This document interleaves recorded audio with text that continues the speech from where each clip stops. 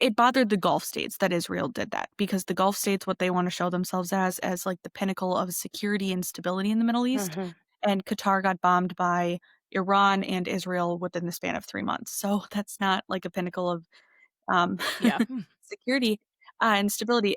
In my opinion, that just kind of goes to show as we move to a more maybe multipolar world. I don't think we're quite there. These so-called middlemen are going to be the ones that feel the most heat. So Turkey, Qatar, Ukraine, Taiwan, not that they're all middlemen, but like they either sit in an ambiguous area or they try to be Switzerland. And also Qatar Yeah. is just outclassed. They're not Switzerland. They don't have the skill really to be, but okay. So yeah, so Qatar got struck. They want the war to end. I think everybody's wanted the war to end for a long time. Mhm. Um, Israel's facing like really no pushback in their campaign going into Gaza City. We're not really seeing reports of like ambushes on IDF or anything like that. We are seeing reports that yesterday Hamas launched 5 rockets from northern Gaza into southern Israel. They don't do that much anymore. We also saw a report yesterday that 3 Hamas operatives were arrested in Germany for plotting to carry Mhm. out attacks on Jewish either Yep. embassies or the synagogues or something in Germany. They don't seem to want peace. At I don't all. know. So Um, these particular like these 2 incidents that you just brought up, is that because as far as I know, the Hamas leadership, air quote, that still remains is like second rung leadership. Like their top guys are pretty much all gone. no, Am I so incorrect? their top military guys are all gone. I don't know what iteration they're on for military leadership, maybe like the 3rd or 4th rung down. Mhm. Um, for political leadership, I think only Ismail Haniyeh was assassinated in Iran like a little over a year ago. So all of the political leadership is kind of still intact, and they want this war to go on as long as possible so that they Okay. can show 'Cause I was Israel just curious if there. Yeah. those 2 situations were maybe, I don't know, just people acting out, wanting to continue to push it, or if it was still coming from a leadership position giving orders to, you know, do this plan in Germany and the attack in Israel. The the plans in Germany are probably the political leadership that lives outside that is doing that. For now, I think the way they rolled out this plan, showing that all of the Arab states basically are in support of it, Europeans are in support of it, the Trump administration's in support of it, Israel agreed to it.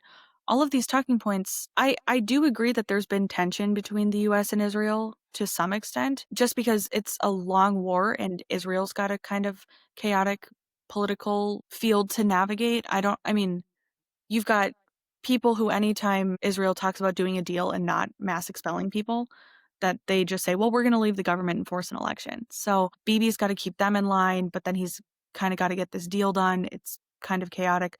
So there's a lot of moving parts here, but the fact that everybody's come out in support of this plan and Hamas still is dragging their feet is not a good sign. Well, and some of the details of it's a 20-point plan, and this is just a few of the details. It says hostages released in 72 hours, which we're still waiting for that. Disarmament, there's a what's called is it the peace board or peace, Mhm. like the board itself, what is it called again? The Board of It's Peace. board of it's something peace. I don't Which Trump is gonna Trump is chair it supposed and to Tony Blair is gonna chair. be on it. Yeah. Correct. And then 50 billion from the Arabs for reconstruction.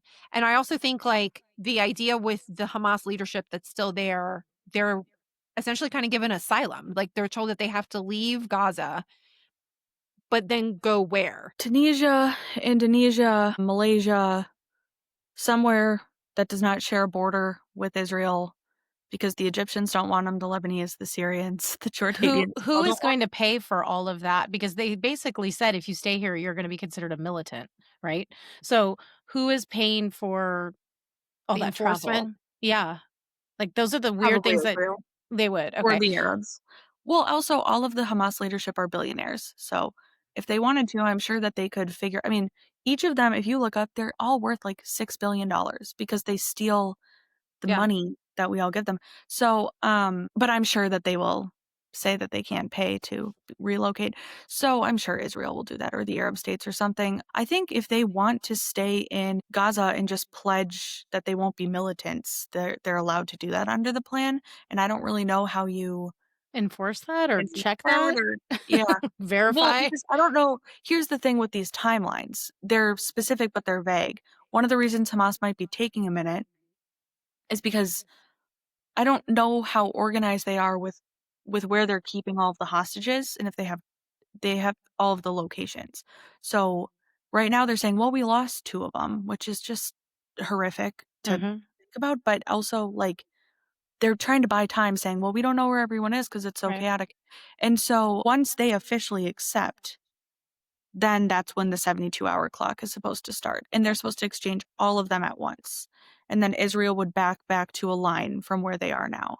And then the other thing that's kind of difficult with this is that there would be an interim security force made up of, I think, American contractors, so not formal US military, and the United Arab Emirates, which the Arabs would pay for, I think. Okay, well, do we have coalition forces ready? I Right. don't think that we do. I mean, we have some there from, like, again, like, American contractors doing the Gaza Humanitarian Fund. They've gotta go through and start getting all of these, like, ammunition, guns, every single, like, American or, like, basically American or Israeli that I talk about that goes into Gaza, they all talk about how, like, every house you go into here has weapons. They have Mhm. guns or something. The IDF has cleared a lot of those, not all of those. They also haven't cleared the tunnels. So, Mhm. I don't really understand how fast can you get a coalition force like that together? I don't know. So, there's a lot of things that are kind of up in the air with this. I guess we just can hope. I Yeah. I Well, don't know. and I've heard rumors because this was Monday. It's now Thursday that we're recording this. And I have heard some rumors that Hamas is considering rejecting this deal. I'm thinking, I don't know, that it's not, which I don't even think, I think it's actually pretty generous for Yes. Hamas when you do it in comparison to Israel. I mean, I could be wrong, but my question is like, if I'm to understand that all of these Arab states are backing it and supporting it and saying that they're going to provide some forces and some money to it, and then Hamas is saying, I'm going to go ahead and I think we're going to take a pass or try and renegotiate some details. When all of these Arab states have endorsed it, is that just them on their own, or do you think somebody's in their ear telling them, you don't really have to accept this, we'll still back you, because they don't want to have to get dragged into the situation, like the UAE or Egypt, for example, they're posturing to make it look like to the public that they want this peace deal, but they don't really want to have to make the investment or get tied into the Palestinian issue. And so maybe on the back channels they're kind of like sabotaging it. This is just me theorizing here and questioning. That's what, like, a lot of people in pro-Israel spaces have thought Qatar is doing this whole time, is sabotaging it. In my opinion, I think if we look at the media landscape with a lot of people here who have become so radicalized on the Israel-Palestine issue because of horrific images of war they've seen for 2 years, that is 10 times worse in the Arab world. They want this over Mhm. because all of their people who don't necessarily vote in elections, but they don't like to see other fellow Arabs being, like, Well, in war. Like, Yeah. mhm. I don't think anybody really likes to see that, but they want this to end because they want stability. And I also think while it used to be the Saudis and other Gulf states would kind of see a benefit, I guess, I don't in a weird way, they would fund some of these radical groups and say, "Well, if we fund them, we have control over them," or, "Oh, well, maybe this would kinda destabilize America a little bit and get them to leave." Now, I think a lot of them have come around to seeing, like, if we want stability and we want prosperity and we wanna be big players moving forward, we can't have these radical terror groups. They fixed the problem kind of in Syria. I mean, that's not really um, I mean, Hamas is kind of the one big terror group left that could, like, really cause a lot of chaos, and if we believe them that they don't want chaos anymore, and I do, then they want the Hamas issue solved too. It's just it's complicated to solve it because Hamas believe that Israel wouldn't come after them in I the mean, future? should Israel believe that Hamas is gonna, like, maintain that's the problem here, you know what I mean? Right. Like, Not the nobody sides trusts. can't trust each other, so you wanna have new people come in into the middle. At the end of the day, can we trust the middle? I don't know. I mean, Israel's done this before where they, you know, went out into any corner of the world and killed any member of, like, Black September, for instance, who did the Munich attacks at the Olympics. Like, at what point does Hamas just say, "It's not worth it to give back all of the hostages because we're gonna die anyway"? I don't know, but, like, that's why this is a hard conflict to solve, you know what I mean? When people just say, "Well, Israel should just stop, and if they just stop, then Hamas will stop." That's not true. That is not true at all. And I guess if Hamas rejects the deal, I think it won't go back into, like, an all-out war. I think what I'm seeing is that the plan will still move forward without the hostage exchange and without Israel moving out, and then this interim force would just go into the areas that Israel already controls, which is 80% of the Gaza Strip. And so then the Gazans living in the 80% zone or Gazans living there can choose, do you wanna live in the area of chaos, or do you wanna live. Is that this map that was put out by the Yeah. administration? Is that what you're talking about here with Yes. these So different lines, which I cannot read because I have I old can eyes. so Well, I can explain this a little bit. So right now within the blue lines, which is from Khan Yunis to Gaza City, that is a lot of that's the Al Mawasi humanitarian corridor right now. So that's where a lot of people have been this whole time. That is what Israel has not gone into yet. They, I think, control up to that line. If Hamas accepts this deal, Israel will immediately pull back to that yellow line when they do the hostage exchange. If Hamas rejects the deal, Israel will continue occupying that. Interim forces will come in whenever they're available. That is again the US Mhm. contractors and the UAE I think is the plan. Again, some of this is vague, so we don't really know. Yeah. Um and that's where the peace council of Tony Blair is going to take over and um I don't know why I think it's so funny that he really likes to work with American Republican presidents because he's the But, prime like, minister. I why think that him? Can I just insert a comment here? Like, why Tony? That was my first thought when I saw a big headline. I wondered, why him specifically? Do you have a read on that? I think he's been involved behind the scenes. I think he might be a trustworthy voice. I mean, you couldn't have Keir Starmer or somebody, No. but, like, you couldn't have any I mean, like, this is kind of the problem. We need an interim government there, but everybody in our governments has our own problems to deal with. I mean, Right. President Trump can chair the committee, but he's got America to worry about. Israel's got Israel to worry about. We cannot trust the Palestinian Authority. We can't. And so who's it going to be? Tony Blair, I guess, has enough respect. I guess know why after he made the decision to go into the Iraq war with alongside the US, but I guess he's the guy. I don't know. I haven't seen a lot of pushback on him, like Mm-mm. from just in general. Like everyone's like, "Oh yeah, Tony Blair, good job."